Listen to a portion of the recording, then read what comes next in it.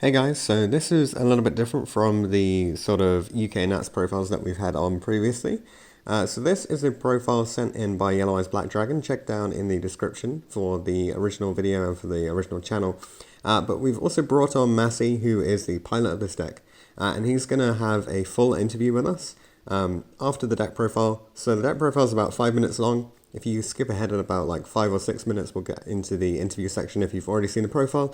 Otherwise, definitely worth watching the profile itself so you can understand what actually went into the deck and some of the reasoning behind the original choices. And then we get a little bit more in depth and start to understand some of the tactics a little bit better when you get onto the interview. So hopefully you guys will enjoy this content. Let me know in the description, in the comment section, how you guys find it all. Don't forget to drop a like and a sub if you're interested in the stuff, and let me know what you enjoy. What's happening, YouTube? This is your boy Yellow Eyes Black Dragon here with top 16 Team Sneak captain Massi. Hello guys. What deck did you play, big time? I played Salad. And how was your tournament experience? It was very good. I think the event was very well run.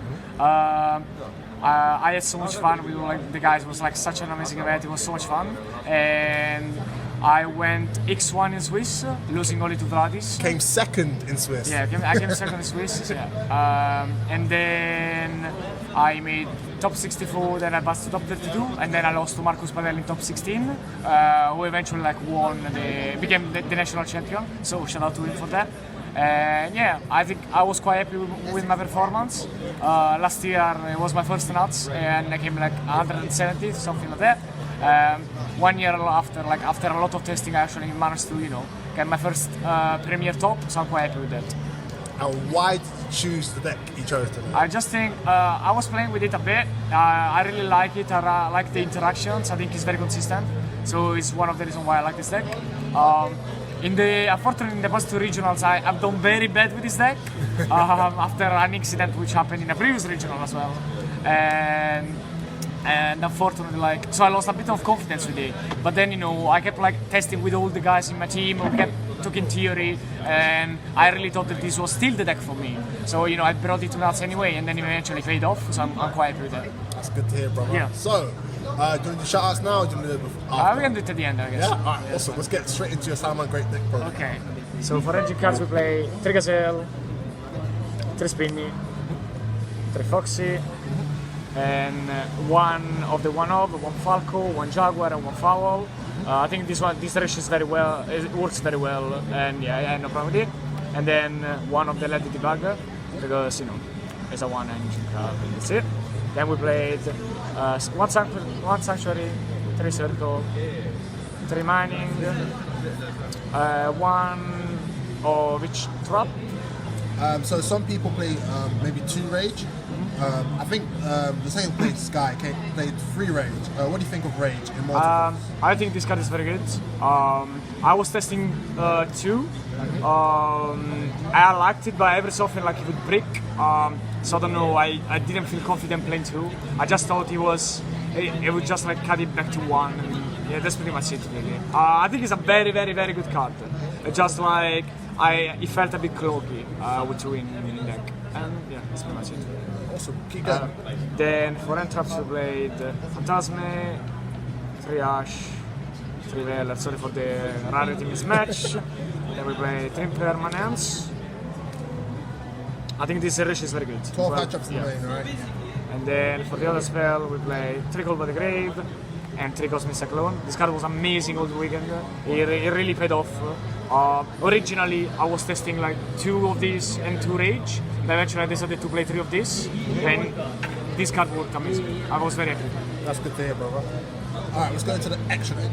Okay, extra deck. It's a 40 card main, right? Yes, 40 cards. Extra deck we played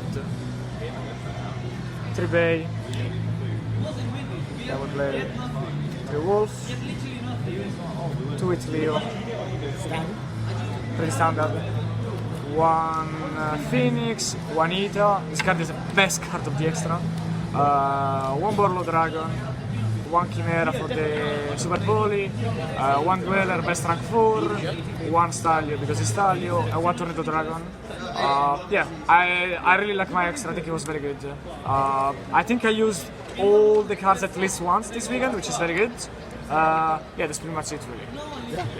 Maybe going forward, I would consider playing 2 Vita because I played so many mirrors. It's such a broken card in the mirror. And then for the side, we play 3 Lancia, Sanctum package, very good. Imperial Order because it's Imperial Order, 3 Twister, this is like Sky Striker 8, 2 Super Poly, Starving Venom, and then Powerful Time. So first question, how often is Super Poly coming? So Super Poly, this card was clutch in my final game 3 of round 3 versus Darren Stevenson because his board was 1 Seryuja, 1 Sky Prison, like the rank 8, and 1 Hot Red, and I opened Super Poly, so I Super Poly, Sky Prison and Hot Red away, and then again attack of Seryuja and attack over it, and that was very very good because I managed to like pretty much clear the board, and then eventually I won in time because I didn't manage to deal back enough damage. So this card was very good, but I think it was the only game where he actually came up. What about Paru? Paru came up once and he won me the game. So yeah, it was good. My opponent was not very happy about it, but you know, it's how it is. It happens, right? It happens. But Super Poly was very good also because, you know, obviously Chimera is just an unfair card. Super Poly in general is an unfair card because it just like wins you game that you should lose sometimes. You know, OTK with Chimera is always base and it's good. And that's it really. Awesome.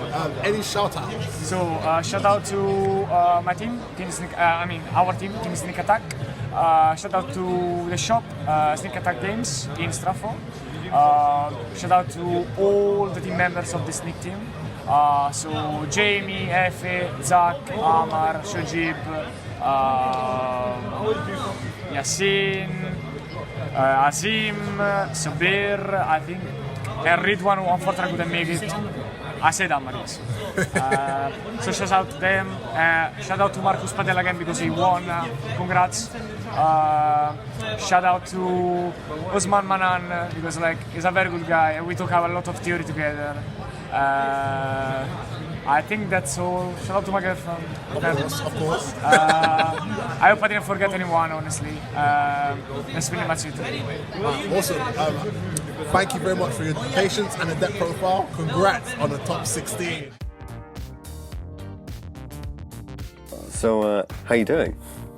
Not too bad, how are you? You okay? Yeah, I'm alright. So obviously, by this stage, everyone will have seen the actual deck profile part of it. Okay. And I've got, 9 questions here that we can run through. But if there is anything that you want to talk about, then feel free to just, in the video you mentioned that you really liked playing the Cyclone. Yes. So much so that you decided to play it over like a second Rage or anything. Why do you think that Cyclone is so impactful at the moment? I think the fact that you can, first of all, I think it's very, very good going first. And that's the main reason why we decide. I think me and another guy in my team, we played the exact same main deck. Yeah. And we were discussing if we wanted to main Cyclone or Twister. Yeah. But in the end, we opted for Cyclone because he's so good going first. And because obviously, like, you're already discarding quite a lot with Sun and Mining.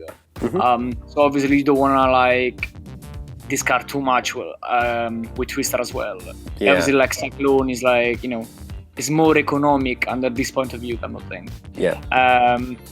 And the reason why I think Cyclone is so impactful is because right now banishing Backrow is huge because there is so many good targets.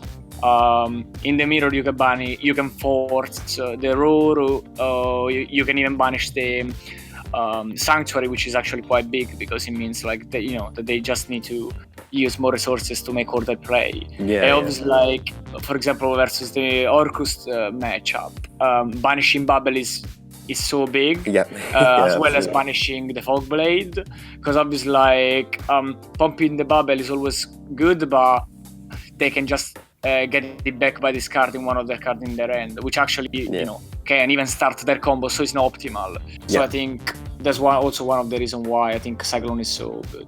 Okay, and you never found it to be, I mean, obviously you are having to pay that 1,000 life points, you never found that to be an issue? No, actually no. I never thought that there was an issue. Okay. Yeah, I think it's just like it's such a good card. It's very useful versus every matchup. Also, it doesn't trigger area 0 when you hit it, which is Yeah.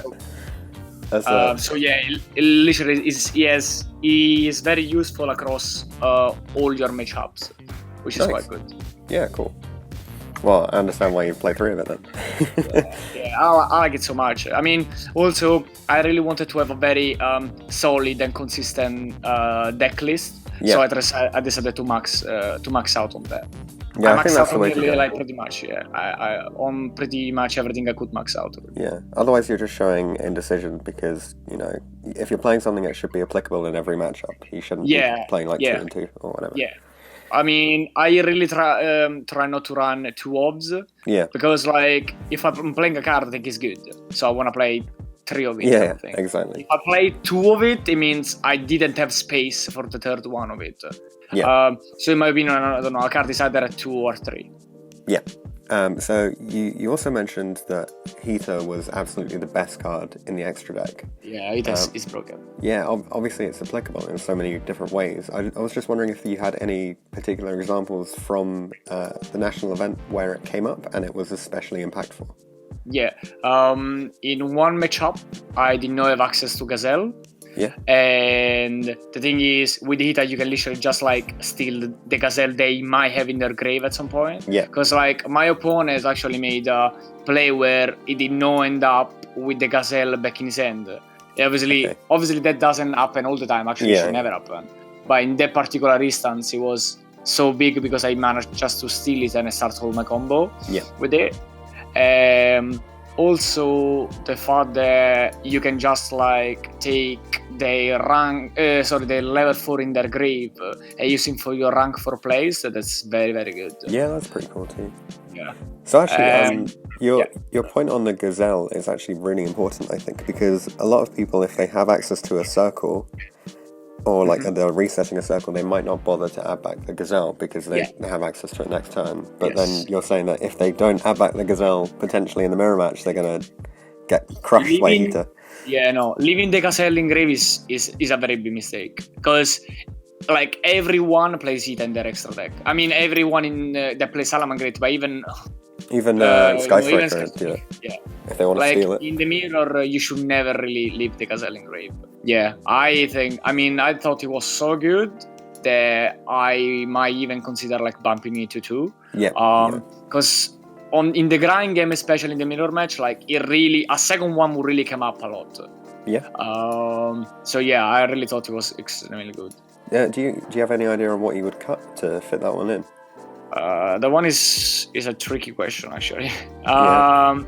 The extra deck is so tight.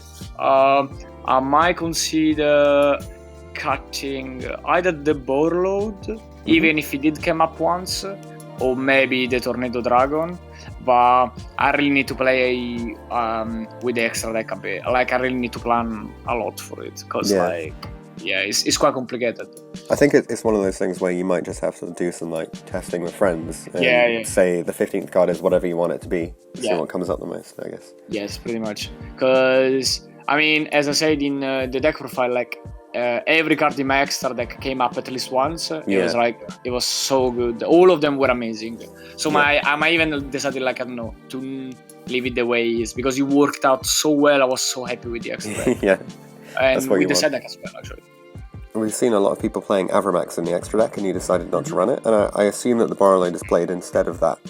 Yes. I was running Avramax. At some point, I was running both of them, actually. But then I decided to But I was at the point I was not running the Super Pole inside. Okay. Then I decided to go for the Super Poly because Super Poly is such an impactful card. Yes, therefore I had some space for it. And then after lots of testing, I thought that the Borload was, I don't know, I liked the Borload more kind of thing. But Avramax is a very good card as well. So obviously they're slightly different, and they came up in different matchups. But I don't know, I liked Borload more in this instance. Yeah, sure. So you mentioned the Super Poly. Obviously, you have the Violent Chimera for it. but no Fusion of Fire. And this is the thing that we've seen from pretty much every profile from Nats, is nobody is playing the Fusion of Fire anymore. And do you think that would ever come in again, or do you think it's just gone for good now? It's hard to say. Like, I also had a look at like a lot of deck lists that topped in the past, Nats and other events. I mean, I saw someone playing the Fusion of Fire. The thing, I mean, for me, the reasoning behind of it is obviously like it's a broken card, like game one, because like people don't expect, because most of the people have cut it already, and not many people are running Super Pole in main either. So like if you go second, because if you lose the dice roll and you go second with the card, you can literally like just blow out your opponent and just win, like steal game one pretty much. And I was testing it. Obviously it was working out very well, but then you see I decided like to play the third Cyclone instead, and like decide not to run, I don't know, a card which is very good going second, but like it's kind of a bread going first. If you open it, like it's really not that great. So I decided just to like to cut it completely, because like Super Poly, if I was not gonna side it, so I just decided to side directly the Super Polys instead. So I don't know. To be honest with you, I don't really think that people are gonna be maining there anymore. But we shall see.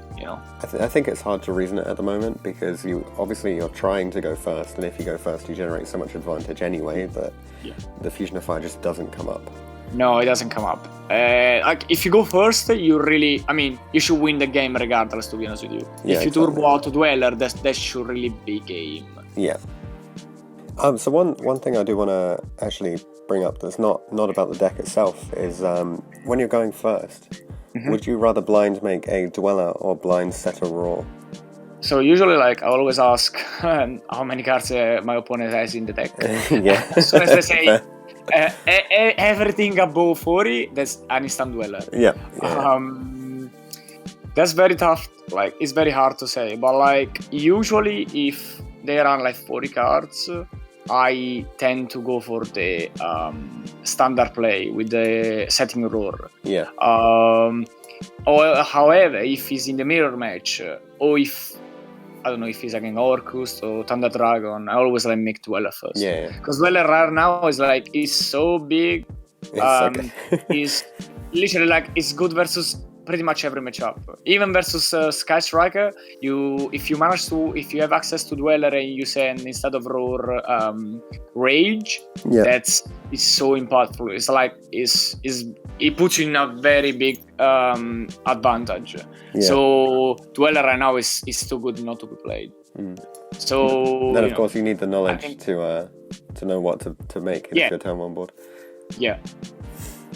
So with your side deck, you have the Sanctum package, which obviously, well, I don't know if it's that obvious. A lot of people haven't been running the Sanctum package for a while now. Like over the last month, people have just stopped playing it. So why did you decide to keep playing it for this event? Because the thing is, it just like gives you an extra layer of protection versus pretty much every deck, any meta deck. Also, in the mirror match is very good. Also going second, because you can side eventually, like you can manage to get back in the game. And the game just isn't won in a single turn if you're playing the mirror match, right? It's quite back and forth. Yes, it's very impactful, because like it gives you enough time to draw your your good cards and like eventually like manage to get back in the game. In round 2, I played this guy, and it was I lost the dice roll, and he eventually won the game 1. So we went into game 2, and I went first, and I opened literally 0 engine card by at Sanctum. And Sanctum bought me enough time to win the game. And even so, I won that game with 0 engine card and 0 Salamangreat card. Literally, when I won the game, in my graveyard there were 0 Salamangreat card. What I've done is I just like flipped Sanctum. Then when he summoned something, I super polyed it away, and then I attacked with Chimera and Sight, and then I managed to have game at that point. I thought you were going to say you just like summoned a Phantasma and just kept stamping over his stuff. Or... No. Yeah. No, you But, styles him Saturn- with the super poly. the second round of day 2, so it was like What's that, around round 9. Yeah. Yeah, around 9. I pretty much opened the nuts, and when I had Sanctum set, and when he summoned the connector and he summoned the dolphin, I flipped Sanctum, and at the point like he had to crash into my wolf Yeah. to get rid of all his monster and activate mine. But then Oh, at the point I right. had Cosmic Cyclone, so it was So it pointless. doesn't matter. And yeah, but that's the thing. Like people need to do such like suboptimal plays to play Yeah. around like Sanctum. So I think it's such a strong card. Yeah, absolutely. I thought, as you said, like not many people were playing it or were expecting it. I think so. Mm-hmm. I thought it could have been a bit of a blowout card. Yeah. And yeah, that's also why I played it. So, I mean, you've already started doing it a little bit. Can you talk me through some of the sort of most crucial moments that you can remember from the different rounds that you played? So my matchups were my first round was versus Orcus. Yeah, I lost the dice roll. But hand traps pretty much like stopped completely like their first turn, and then I won the round after the turn after, and then game 2 I think he managed to make a board, but I saw the twister, I forced pretty much all the back row, and then I just like proceeded to like clear his board, and then he had nothing else left in hand, so pretty much like he scooped. Round 2, it was a mirror match, and then I lost again the dice roll and lost game 1, but then game 2, pretty much sight. I have done like sight and chimera for the beatdown, and that was it. And round 3, I think he didn't manage to make like a very big board. And then I just managed to play through his interruption, and then he had pretty much like nothing. No, actually, sorry, my bad. Actually, he sent me first because we were nearly in time. He wanted to. Yeah, sorry, my bad. That was a different game. He sent me first because he wanted to like deal some damage, but. I actually had too many interruptions. He didn't manage to play through them, and then the turn after I attacked and I won the game. It's easy enough, right? Yeah, and then round 3, that was enough. And then round 3, it was versus Darren Stevenson. Shout out to him. He was a very nice guy. It was very nice to meet him. And was he playing Danger Thunder? Say again? What was he playing? Danger Thunder Dragon? He was playing Danger Thunder Dragon with the Crusader package, yes. Yeah. He won dice roll. I played, as now, I lost all my dice roll up to round 3. It's going really well. Yeah. I obviously went first. I opened 0 end traps, so he obviously won. That wasn't very good. So he won. Then in game 2, I made the Dweller, and he didn't manage to make like he didn't manage to break my board, so like he scooped. And then game 3, I opened some form of interrupts. Therefore, like his ending board was Hot Red, Saryuja, and Sanapod, like the Sky Prison, the rank 8. And then, but I opened Super Poly, so I Super Polyed the Sky Prison and the Hot Red away for Starving Venom, and then I attacked over Saryuja, and then I made like some sort of like kind of a board, and then we were at the point we were nearly close to time, so he didn't manage to deal back enough damage, and then I won the game. It was a very good game actually. And then round 4, there was another mirror match, and I finally won dice roll.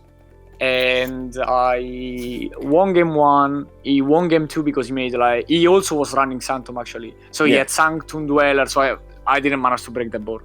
And then that was just too much. And then round 3, game 3, we were nearly close to time, so I started in Parro, and then I parroed it for game, and then that was it. Pretty Easy. much. He didn't like. Then I passed back to him, but at the point that they called the time, so Yeah, he didn't yeah. manage to do any damage. Wait, Yeah, every so often Paro comes ever, up. have you ever tried to do the power play and then your opponent just hits you with like a Veiler and a Stallion and you... Thank God that didn't happen. Yeah. But yeah, if it happened, it would have been quite sad for me, I guess. Yeah. Yeah, no, if that happens, obviously that's very, very bad. But Yeah. he didn't do it. I mean, also you at that point you can kind of read it, because if they didn't hit the Gazelle or they didn't hit the Stalio, you are fairly sure that they don't have any like impermanence or especially in the instance, my opponent was totally not expecting Paro. So when he saw it coming, like it wasn't very happy. But yeah, it is what it is. And then that was round 4. And round 5, I played versus Dr. Ping. Oh, yeah. He was playing Orcust. Yeah. I think I won that dice roll. So Dweller won me the game round 1. Did you know what he was playing beforehand? Sorry, turn 1. Did you know what he was playing? Orcust, yes. Yeah, but did he know it before? I think, I knew what he was playing. Yeah. Okay. Because I knew what he was playing. So I did Dweller round 1. And sorry, not round 1, turn 1. Yeah. And then I won the game. Then game 2, I think I'm impermanence him, or I interrupted in some sort. So he actually didn't manage to make an unbreakable board. And actually I managed to break through it. And then he had no more cards in hand, so he scooped. So that was 2-0. Yeah. So that was quite good. Easy. And yeah. I mean, it's fine. It happens. I think I think he tried to get back like around game 3, but he didn't. Sorry. He tried to get back around turn 3, but he didn't manage to. So then I won round 4. Okay. And then Were you on round 6? Round 6 it was versus Vladis in stream. Please do not watch the stream. It was an absolute bloodbath for me. Like I got totally wiped out. So please don't watch it. And I lost dice roll. He went first, did the whole combo. I could not break the board. It was impossible. I let it go. And then when I went first, game 2, he gammaed me, and that was like playing around gamma is possible, but it's extremely hard, and you next match. So I actually decided to try and do my best, like to just like play like if you need to play to win, right? I hope he didn't have the gamma. I just hoped he didn't have the gamma. Yeah, exactly. But eventually he had it, so that was bad, and I could not do anything, so like it just like blew me away. And then round 7, that was the last round, day 1. I played against another Salamangreat. He was playing he was playing Fusion of Fire main. He did super. I won dice roll. A Fusion of Fire me, but he still did not manage to kill me. So eventually, like I just. How did he not kill you? After. I don't know. Like it's because he did not go for the. He could not go for the Leo play. He Fusion of Fire my monsters away, so he could not attack over anything. And was he trying to just bait the roll? I interrupted most of his plays, so he didn't have a very like an optimal board.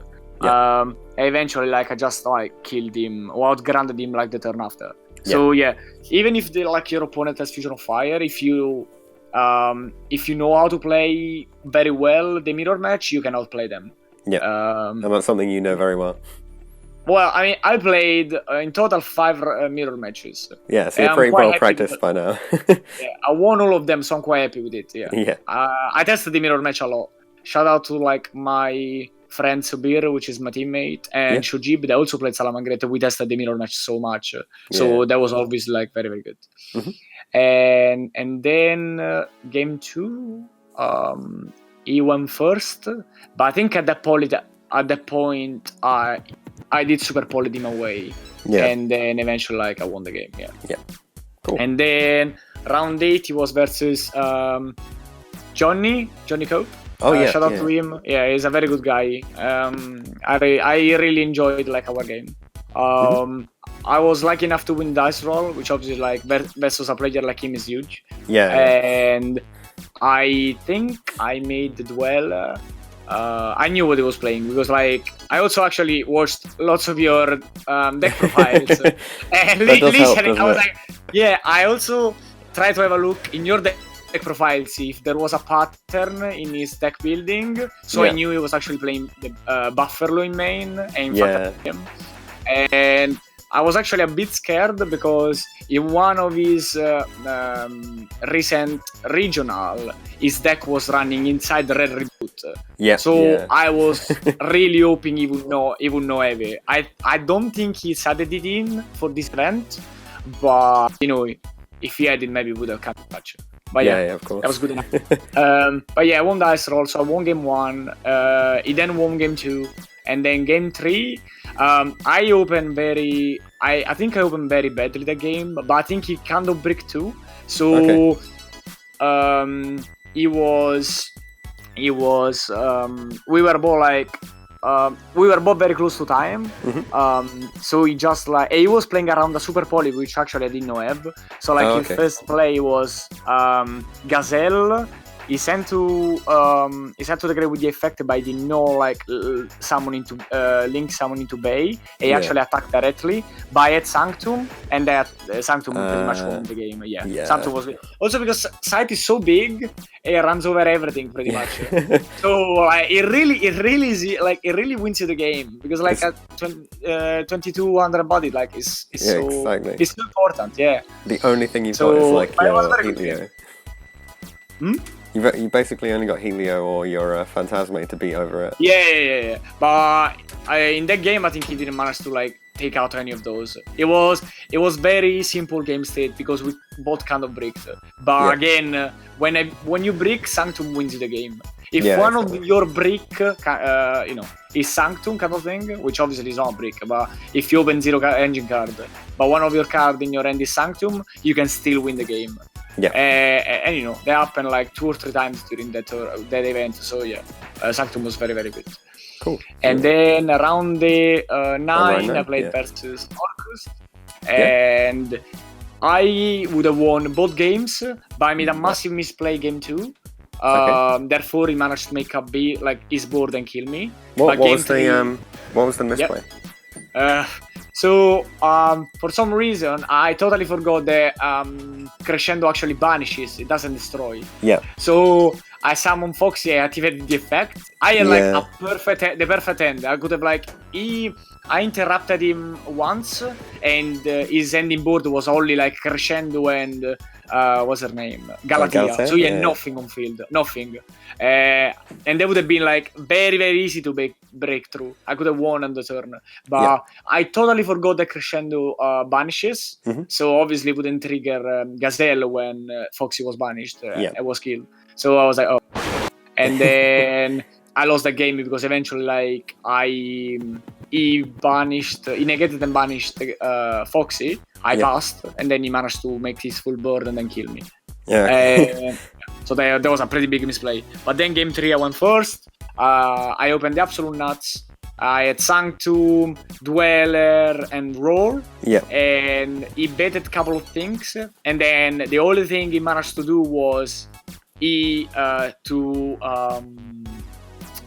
activate mine, and then he proceeded to go into end phase. But my last set was Cyclone, so Cyclone won. That was like, I mean, he was a very good guy, but I have to say, like, his face was priceless. I'm sorry. I don't mean it in a bad way, absolutely, but it was like it was a bit funny.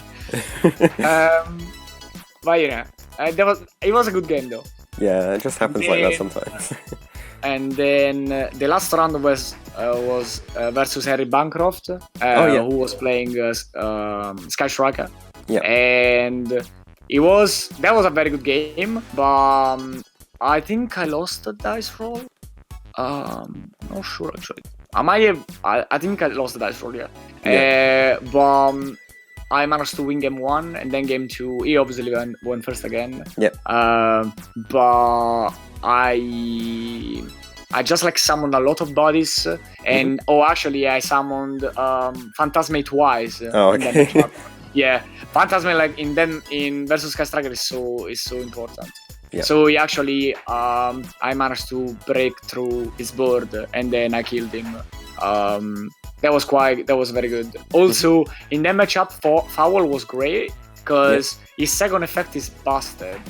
Like he just baits all the back row and is so big. Yeah. It was it was super close.